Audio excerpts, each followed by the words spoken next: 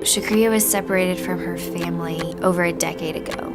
I've been with World Relief for 5 years. I've done a lot of airport pickups. You never know what to expect. Not 100% sure that they were even on this flight hours before a new executive order went through, and so if they had landed at their port of entry any later, like they could have been sent back.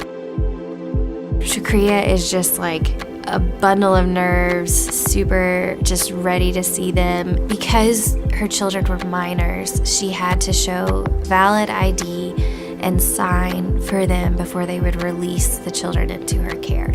And she was so anxious and nervous, she couldn't look through her wallet. Like, she just had it open and was just like throwing cards around and just trying to show whatever, like, just, okay, does this work? She did tell us that she wanted them to pray and thank Allah before she would hug them. The boys, before they even crossed that security barrier, they brought out their prayer mats, they took off their shoes, they kneeled, they thanked Allah, and she, in the midst of it, went around the corner. She's like, I can't even look at my boys. I want to like cross this barrier. And she kneeled down and prayed.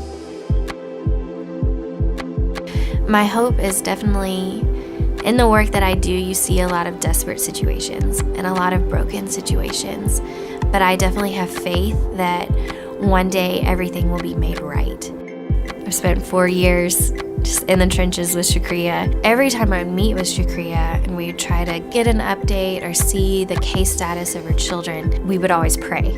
And she would let me pray in Jesus' name, and she would pray to Allah. And we would always just have that moment where we just really expressed our faith. 6 months ago, I had a baby, and she was so elated that I had a baby. She's like, now you know what it feels like to be a mom. Now you know what it is I'm going through. And I was like, I still will never know what it is that she was going through, but I definitely have that sense of desperation that she definitely did that drove her to really advocate for her children's behalf.